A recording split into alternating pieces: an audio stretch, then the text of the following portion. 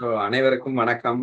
இன்றைக்கான கேள்வி காக்கும்போது, குற்றமே பார்க்கக்கூடாது என்றால், அப்ப குற்றத்தை எல்லாம் அனுமதித்து, அந்த குற்றத்தோடு நான் அப்படியே ஒத்து போயி, குற்றத்தை அனுமதித்து, குற்றத்தை என்கரேஜ் செய்து, அப்ப குற்றத்தை கூட நான் போயிட்டேன். அப்ப குற்றம் களைவது எப்படி? குற்றம் பார்க்கக்கூடாது, அதை ஏற்றுக்கொள்ள வேண்டும் என்ற ஒரு கான்செப்ட் புரிகிறது.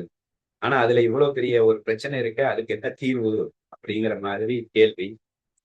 அந்த கேள்விக்கு பதில் குற்றம் ஏன் பார்க்கக்கூடாது அப்படின்னு சொல்வதற்கு காரணம், குற்றம் பார்த்தால் வெறுப்பு வந்துரும். வெறுப்பு வந்தா, நான் அந்த குற்றத்தை களைவதற்குண்டான வேலையை செய்யாம தண்டனையை கொடுத்துட்டு இருப்பேன். அப்ப எப்போதும் குற்றத்தை நான் காணவில்லை என்றால், குற்றம் காணவில்லை என்றால், எனக்கு அந்த விஷயத்தில் உதவி செய்ய வேண்டும் என்கின்ற ஒரு எண்ணம் வரும். அப்ப என்னுடைய நோக்கம் உதவி செய்ய வேண்டும் என்பதாக இருக்க வேண்டுமே ஒழிய, அதை தண்டிப்பதாக இருக்கக்கூடாது என்பதற்காக எதையும் குற்றம் பார்க்காத குற்றத்தை முழுவதுமாக ஏற்றுக்கொண்டு அதை சிறு குறையாக பாவித்து அந்த குறையை நீக்குவதற்கு உண்டான உதவியை மட்டும் நீ செய்ய வேண்டும் என்பதற்காகத்தான் எதையும் குற்றமாக பார்க்காதே அப்படின்னு ஒரு கான்செப்ட் வந்ததாக புரிந்து கொள்ள வேண்டும். அப்போ உதாரணத்துக்கு நம்ம என்ன சொல்லலாம்? ஒருத்தர் ரொம்ப அர்ஜென்ட் வேகமா ஓடிவாடா அப்படின்னு சொல்றான். அவருக்கு கை கால் எல்லாம் நல்லா இருக்கு, நல்ல இளமையில இருக்கிறாரு, சூப்பரா ஓடி வரலாம், ஓடும் தன்மை இருக்கு. ஆனாலும் சோம்பேறித்தனமாக, அலட்சியமாக, விதண்டாவாதமாக அவர் மெதுவா நடந்து வர்றாரு. உடனே நாம அதை பார்த்தோன்னே எனக்கு என்ன வருதுன்னா, ஒரு கோவம் வருது, ஒரு வெறுப்பு வருது. "நீ எல்லாம் ஒரு மனுஷனா?" அப்படின்னு அவனை திட்ட தோணுகிறது. இது குற்றம் காணும்போது எனக்கு என்ன வந்ததுன்னா வெறுப்பு. அந்த வெறுப்பின் விளைவாக அவனை திட்டி தண்டிக்க வேண்டும், அவனை கஷ்டப்படுத்த வேண்டும் என்கின்ற எண்ணம் வந்தது.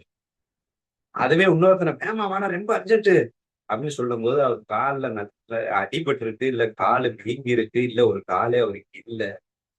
ஆனா அவரு மெதுவா தான் வர்றாரு. நடக்க முடியல. மெதுவா வர்றாரு அப்படின்னா, அப்போது அவர் மீது எனக்கு கோபம் வராது. ஏன்னா அது ஒரு சிறு குறையாக பார்த்து விட்டேன். இப்பயும் லேட்டா தான் வர்றாரு. அத குற்றமா பார்க்கல. குற்றமா பார்க்கல அப்படின்ன உடனே டக்குன்னு அவருக்கு "டேய் அந்த சேர் போடு, அந்த வீல் சேர போடு, இல்ல 2 பேர் தோள் கொடுத்து தூக்கிட்டு வாங்க" அப்படின்னு சொல்லிட்டு, அங்கே எனக்கு உதவும் மனப்பான்மை வருகிறது. அப்ப அவருக்கு நான் உதவி செய்ய வேண்டும் என்ற நோக்கம் தான் வருகிறதே ஒழிய, நான் குற்றம் பார்க்கணும். குற்றம் பார்த்தா எனக்கு தண்டிக்க தோணுகிறது. அப்போ உதவி செஞ்சா அவருக்கு நல்லா இருக்கு, எனக்கு நல்லா இருக்கு. உதவி செய்யும்போது எனக்கும் கர்மா வருவதில்ல. இந்த உதவி செய்யும்போது நான் செய்கிறேன்னு ஈகோல செய்யக்கூடாது. அதான் முதல் பாயிண்ட், அக்செப்ட் செஞ்சுக்கணும். அவரை விட நான் மேல் இல்ல. எனக்கு அந்த குற்றம் தெரியுதுனாலே எனக்கு குற்றம் இருக்குன்னு அர்த்தம். முதலில் அந்த குற்றம் எனக்குள்ளே இருக்கிறதா என்று ஆராய்ச்சி செய்ய வேண்டும். அப்ப நானும் அவரும் ஒன்றுதான் என்கின்ற ரீதியில நான் அவரிடம் மேலு அப்படி நினைக்காம, எனக்கு நான் உதவி செய்வது போல அவருக்கு நான் உதவி செய்ய வேண்டும். தண்டனை, ஏன்னா எனக்கு எப்பயுமே நான் தண்டனை கொடுக்க மாட்டேன் லைஃப்ல. ஏன்னா என் மேல எனக்கு அப்படி ஒரு லவ். உதவி மட்டும்தான் எனக்கு நான் பண்ணிக்குவேன். அந்த மாதிரி நான் அவர்களுக்கு உதவி செய்ய வேண்டும் அப்படிங்கிற ஒரு எண்ணத்தை கொண்டு வர வேண்டும். அதேதான் போலீஸ்காரன் திருடனை பார்க்கும் போதும் அவனுக்கு உதவ வேண்டும். அந்த உதவியின் விளைவாக தான் அவனை ஜெயிலுக்குள்ள போடுறாரு.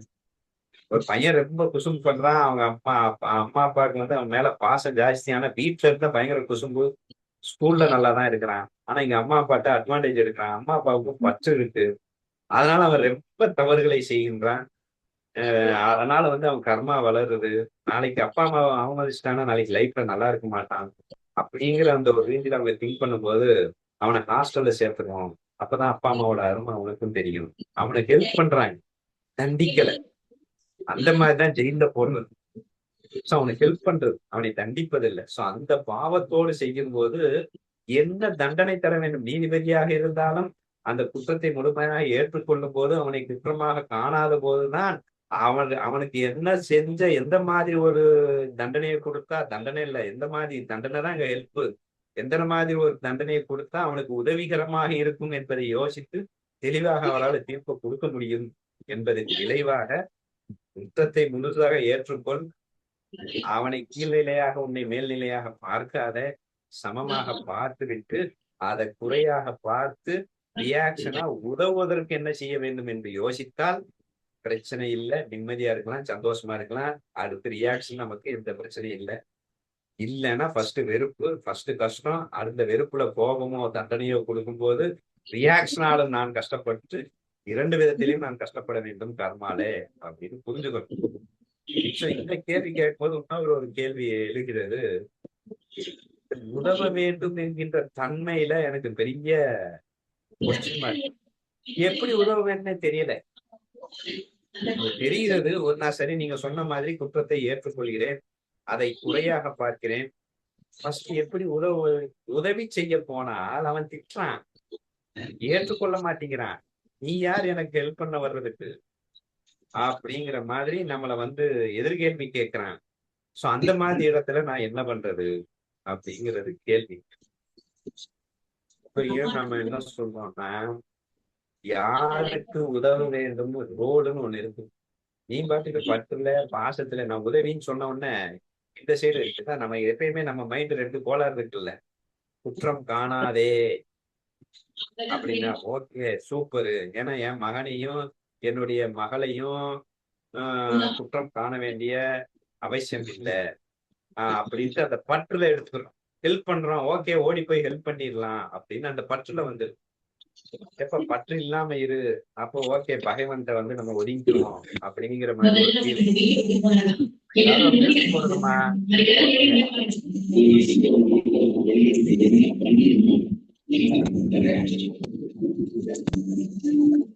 சோ மியூட் அப்ப போடுங்கப்பா. ஹெல்ப் பண்றதுக்கு ஒரு நிமிஷம் மியூட் போடாம இருக்கீங்க, மியூட் போடுங்க.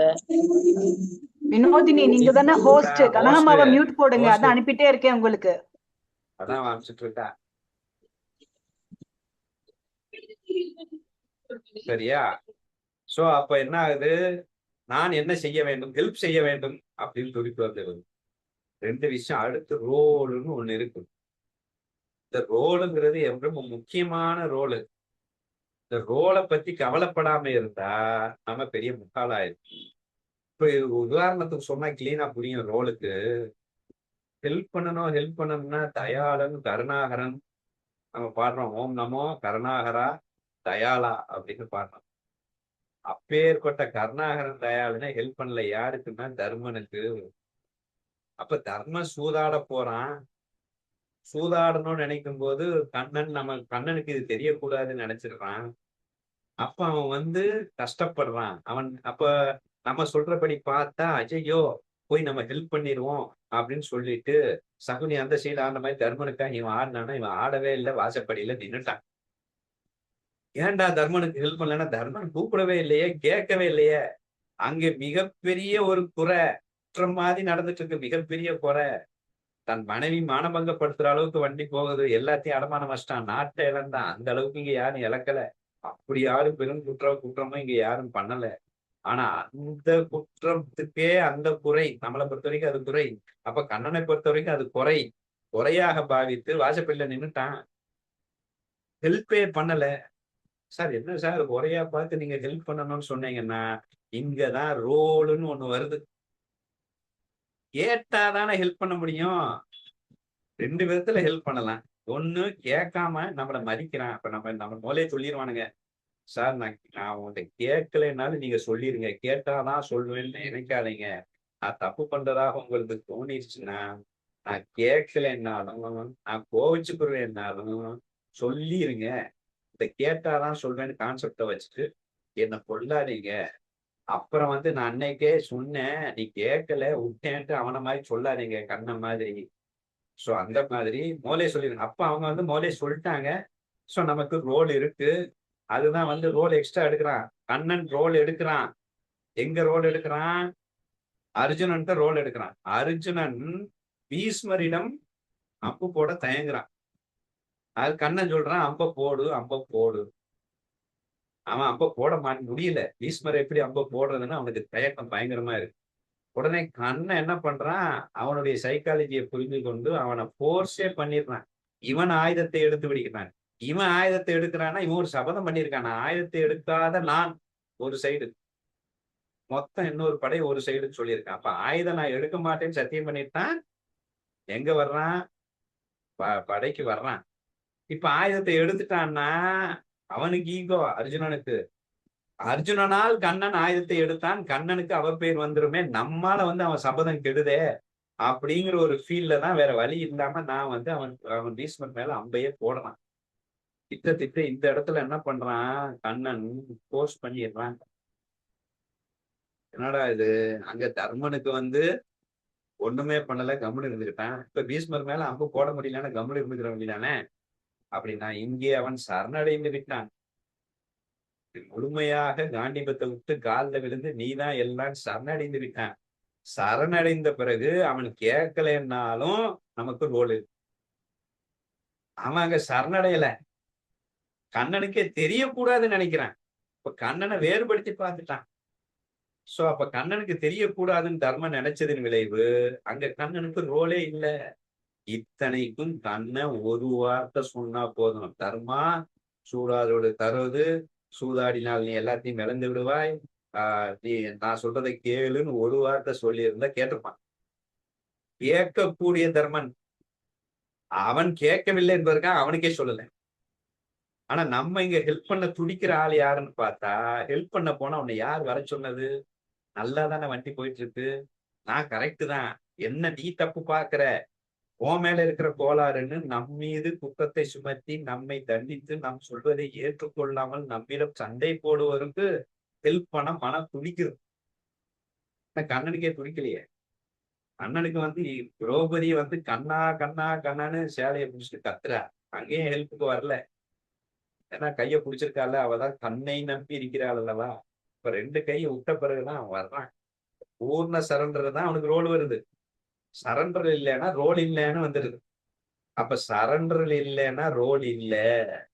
இல்ல அவர்கள் வந்து என்னிடம் கேட்க வேண்டும், நம் மீது ஒரு மரியாதை வைத்திருக்க வேண்டும், சொன்னா கேட்பாங்க, மரியாதை வச்சிருக்காங்க, சொல்றாங்க அப்படின்னா நமக்கு ரோல் இருக்கு. நீ சொல்லாத, சொல்றது எனக்கு கடுப்பா இருக்கு, நான் என் இஷ்டத்துக்கு இருக்க போறேன்னா நமக்கு எங்கேயே ரோல் இருக்கு, ரோல் இல்ல.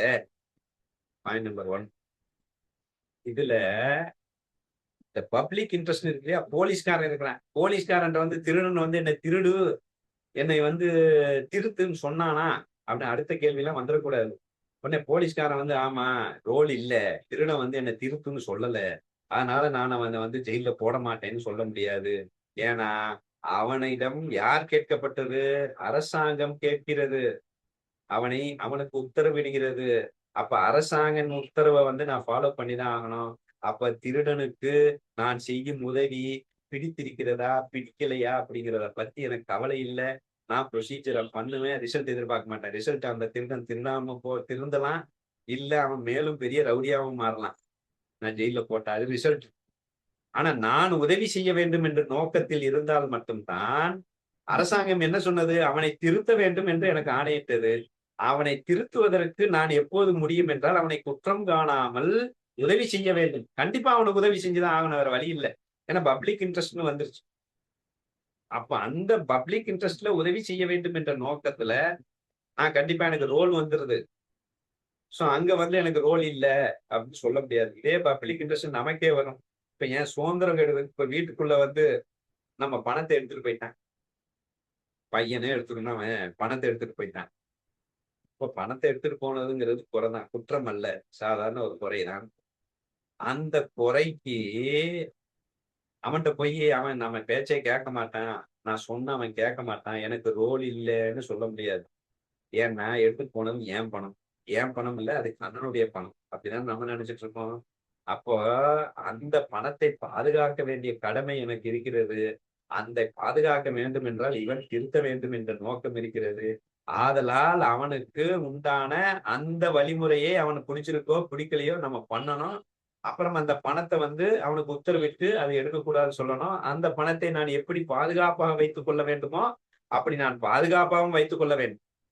அது என் பணம் அல்ல, அது வந்து கண்ணனுடைய பணம் அப்படிங்கிற ஒரு ஃபீல். சோ அந்த ஃபீல்ல எனக்கு ரோல் வந்துடும். சோ அவன் அந்த அந்த குறையை தடுக்க வேண்டிய ரோல் எனக்கு வந்துட்டு, இன்னொரு ரிசல்ட் எனக்கு இல்லை. அப்ப எப்ப ரோல் இருக்கு ரோல் இல்ல அப்படிங்கிறது ரொம்ப மெயின். சோ எப்ப ரோல் இருக்குன்னா என் சுதந்திரம் முழுமையாக பாதிப்பு. ஒருத்தர் சிகரெட் அடிச்சிட்டு இருக்காரு அப்படின்னா அவர் வீட்டுக்குள்ள சிகரெட் அடிச்சிருந்தானா அது அவரை மட்டும் தான் பாதிக்குது. அதே பப்ளிக்ல சிகரெட் நம்ம முன்னாடி வந்து ஊதுனாரு அப்படின்னா அப்ப அவர் வந்து குற்றமா பார்க்காம குறையா பார்த்து அவர் ஹெல்ப் பண்ணணும். சார் இங்க வந்துருங்க, இது ஒரு ஒதுக்குப்புறமான இடம் இருக்கு, நீங்க அங்க போய் ஹெல்ப் தான் பண்ணணும். ஒண்ணு நம்ம ஹெல்ப் பண்ணாம அவனை அட்வைஸ் எல்லாம் பண்ணக்கூடாது. நம்ம ஒன்னும் அட்வைஸ் பண்ணுவோம், இல்லைன்னா திட்டுவோம், இல்லைன்னா தண்டனை கொடுப்போம். இங்க நம்ம ஞானதேவர் என்ன சொல்றாருன்னா, help don't hurt. So help பண்ணு அவனுக்கு. ஆனா அங்க குடிக்க விடக்கூடாது. அதுக்கு பேர் தான் ஹெல்ப். இந்த பப்ளிக் இன்ட்ரெஸ்ட் பார்த்தது அவர் நம்மகிட்ட கேட்டாரா, பக்கத்துல வந்து ஊதும் போது அப்படின்லாம் இருக்க முடியாது. அது பப்ளிக் இன்ட்ரெஸ்ட் வருது. சோ அந்த இடத்துல எனக்கு ரோல் இருக்கு. ஏன் சுதந்திரம் பாதிக்குது, ஏன் ஹெல்த் பாதிக்குது அப்படிங்கும் போது அதற்குண்டான ஒரு உதவியை நான் அவர்களுக்கு செய்தே ஆக வேண்டும். கேட்கிறாரோ கேட்கலையோ செகண்டரி, அது ரிசல்ட். மறுபடியும் கேட்கலைன்னா ரிசல்ட். அப்ப நான் சொல்லி கேட்கல, என்ன பண்றது? அப்ப எக்ஸ்பர்ட் யாரு? நம்ம வந்து வெளியில சிகரெட் அடிச்சா போலீஸ்ல போய் சொல்லுவோம். இங்க நமக்கு வீட்டுல யாரு எக்ஸ்பர்ட்? கண்ணன் தான், ஞானதேவர் தான், பசாய் தானே பாடு.